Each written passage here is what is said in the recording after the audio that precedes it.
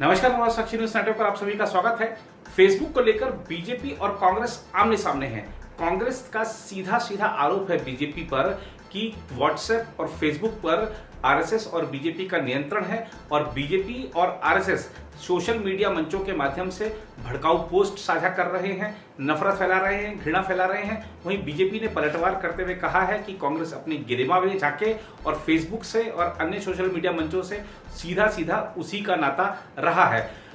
क्या कहा है बीजेपी ने, क्या कहा है कांग्रेस ने, ये आपको हम दिखाएंगे, लेकिन जरा पहले आपको कुछ पोस्ट दिखाते हैं। उन पोस्टों से आप अंदाजा लगाइए कि घृणा कौन फैला रहा है। इसके अलावा आपको यह भी दिखाएंगे कि कैसे फेसबुक के वरिष्ठ अधिकारी कांग्रेस के साथ जुड़े हैं। जरा आपके समक्ष हम कुछ अखबारों की क्लिपिंग दिखा रहे हैं, कुछ फेसबुक पोस्ट्स को दिखा रहे हैं। देखिए पहले जरा कि ये लोग कौन नफरत फैला रहे हैं, एक अंदाजा लगाइए जरा।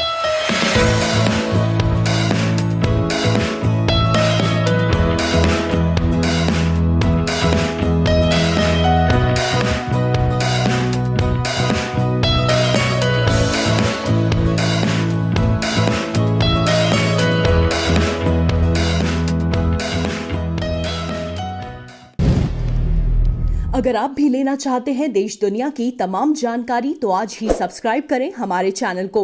साथ ही नीचे दिए बेल आइकन को जरूर दबाएं ताकि हर अपडेट आप तक पहुंच सके। अमेरिकी अखबार की रिपोर्ट के बाद भारत में राजनीति गर्मा गई है।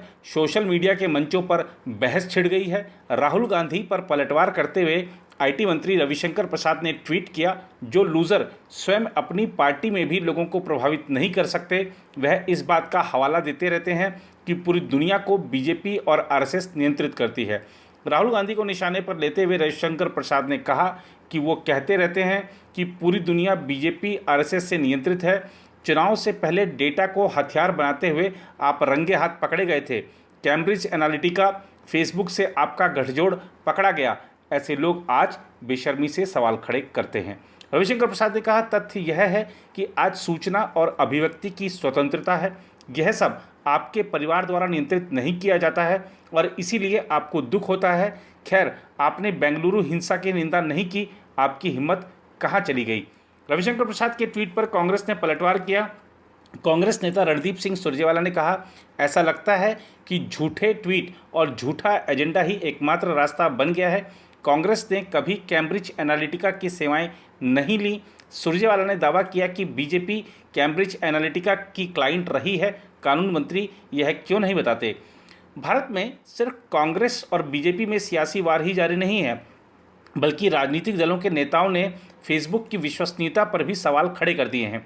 कांग्रेस नेता दिग्विजय सिंह ने अपने ट्वीट में कहा, मार्क जुकरबर्ग कृपया इस पर बात करें। प्रधानमंत्री मोदी के समर्थक अंकी दास को फेसबुक में नियुक्त किया गया, जो खुशी खुशी मुस्लिम विरोधी पोस्ट को सोशल मीडिया पर अप्रूव करती हैं। आपने साबित कर दिया कि आप जो उपदेश देते हैं उसका पालन नहीं करते। वहीं असदुद्दीन ओवैसी ने फेसबुक पर सवाल उठाए। उन्होंने ट्वीट किया, अलग अलग लोकतंत्र में फेसबुक के अलग अलग मानक क्यों हैं? यह किस तरह का निष्पक्ष मंच है? यह रिपोर्ट बीजेपी के लिए नुकसानदेह है। बीजेपी के फेसबुक के साथ संबंधों का खुलासा हो गया है और फेसबुक कर्मचारी पर बीजेपी के नियंत्रण की भी प्रकृति सामने आई है। भारत में उठ रहे सवालों के बीच फेसबुक ने कहा है, हम हेट स्पीच और ऐसी सामग्री पर बंदिश लगाते हैं जो हिंसा को भड़काता है। हम ये नीति वैश्विक स्तर पर लागू करते हैं। हम किसी की राजनीतिक स्थिति या जिस भी पार्टी से नेता संबंध रख रहा है यह नहीं देखते हैं। फेसबुक के प्रवक्ता ने कहा, हम जानते हैं कि इस क्षेत्र में यानी हेट स्पीच और भड़काऊ कंटेंट को रोकने के लिए और ज़्यादा काम करने की ज़रूरत है। हम आगे बढ़ रहे हैं। निष्पक्षता और सटीकता सुनिश्चित करने के लिए हम अपनी प्रक्रिया का नियमित ऑडिट करते हैं। ये जो विवाद हुआ है, आपको ज़रा वो विवाद समझाते हैं कि विवाद क्या है, क्या था उस रिपोर्ट में। दरअसल अमेरिकी अखबार वॉल स्ट्रीट जर्नल ने Facebook hate speech rules collide with Indian politics heading से प्रकाशित रिपोर्ट पर यह विवाद खड़ा हो गया है। रिपोर्ट में दावा किया गया है कि फेसबुक भारत में सत्तारूढ़ बीजेपी नेताओं के भड़काऊ भाषण के मामले में नियम कायदों में ढील बरतता है। फेसबुक कर्मचारियों का कहना था कि भारत में ऐसे कई लोग हैं जो सोशल मीडिया प्लेटफॉर्म पर नफरत फैलाते हैं। कर्मचारियों का कहना है कि वर्चुअल दुनिया में नफरत वाली पोस्ट करने से असली दुनिया में हिंसा और तनाव बढ़ता है। इसमें तेलंगाना से बीजेपी सांसद टी राजा सिंह की एक पोस्ट का जिक्र है। पोस्ट में मुस्लिमों के खिलाफ हिंसा की वकालत की गई है। रिपोर्ट को फेसबुक के कर्मचारियों से बातचीत के हवाले से लिखा गया है। फेसबुक कर्मचारियों का कहना है कि उन्होंने टी राजा सिंह की पोस्ट का विरोध किया था और इसे कंपनी के नियमों के खिलाफ माना था, लेकिन कंपनी के भारत में टॉप लेवल पर बैठे अधिकारियों ने इस पर कोई एक्शन नहीं लिया। वहीं टी राजा सिंह का कहना है कि यह जो पोस्ट है वह उनके आधिकारिक फेसबुक पेज पर नहीं है, बल्कि जो फ़ैन पेज कुछ लोगों ने बना दिया है उस पर यह पोस्ट की गई है। बता दें कि यह पहला मामला नहीं है जब फेसबुक को लेकर सवाल खड़े हुए हैं। अमेरिकी अखबार वाशिंगटन पोस्ट ने उन 5 बातों के उल्लेख के साथ एक रिपोर्ट में बताया कि फेसबुक के नेटवर्क और डेटा का इस्तेमाल डोनाल्ड ट्रंप के चुनावी मुहिम को बढ़ावा देने के लिए किया गया था। इस बीच इंटरनेट फ्रीडम फाउंडेशन यानी IFF ने संसद की स्थायी समिति को चिट्ठी लिखकर मामले की जांच कराने की अपील की है। उधर हेट स्पीच को लेकर निष्पक्षता पर घिरे फेसबुक का मामला अब पुलिस के पास पहुंच गया है। Facebook India south and central Asia की पब्लिक पॉलिसी डायरेक्टर अंकी दास ने दिल्ली की साइबर सेल यूनिट में शिकायत दर्ज कराई है। उनका कहना है कि कई लोगों ने उन्हें ऑनलाइन जान से मारने की धमकी दी है। सारा मामला अमेरिकी अखबार द वॉल स्ट्रीट जर्नल की रिपोर्ट में अंकी दास का जिक्र करते हुए कहा गया था कि फेसबुक ने बीजेपी नेताओं की हेट स्पीच वाली पोस्ट्स के खिलाफ एक्शन लेने में जानबूझकर कोताही बरती।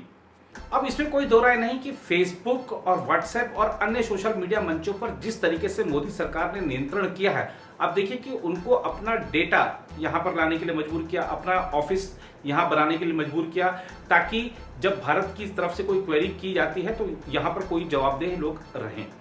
इसके अलावा जब 2019 का लोकसभा चुनाव था तो IT मंत्री उस समय भी रविशंकर प्रसाद थे और उन्होंने सीधा सीधा चेतावनी दी थी कि भारत के चुनाव को प्रभावित करने की कोई कोशिश नहीं होनी चाहिए।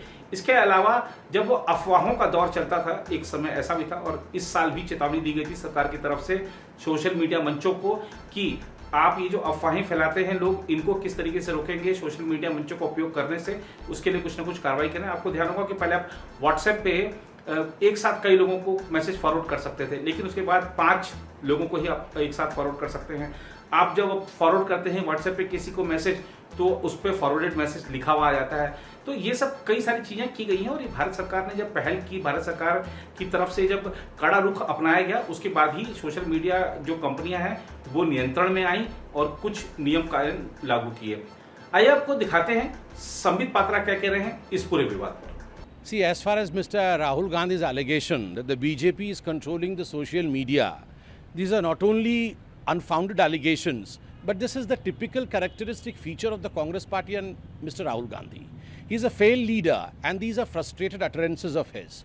According to Mr. Rahul Gandhi, only the Gandhi Vadra Parivar, the family, is the most pious and the sacrosanct family. Rest all institutions are no institutions at all. They're all bought and sold and they don't exist. It is the same Congress party which said that the EVMs were hacked, the same Congress party which pointed a finger towards the Election Commission, the same Congress party which went for an impeachment because the Supreme Court did not deliver a judgment in accordance to the whims and fancies of the Congress party, the same Congress party which calls the army chief Sadapka Gunda. So for the Congress party and for Mr. Rahul Gandhi, who is a failed leader, India and Indian institution, Indian democracy means nothing. It is only family, family and family.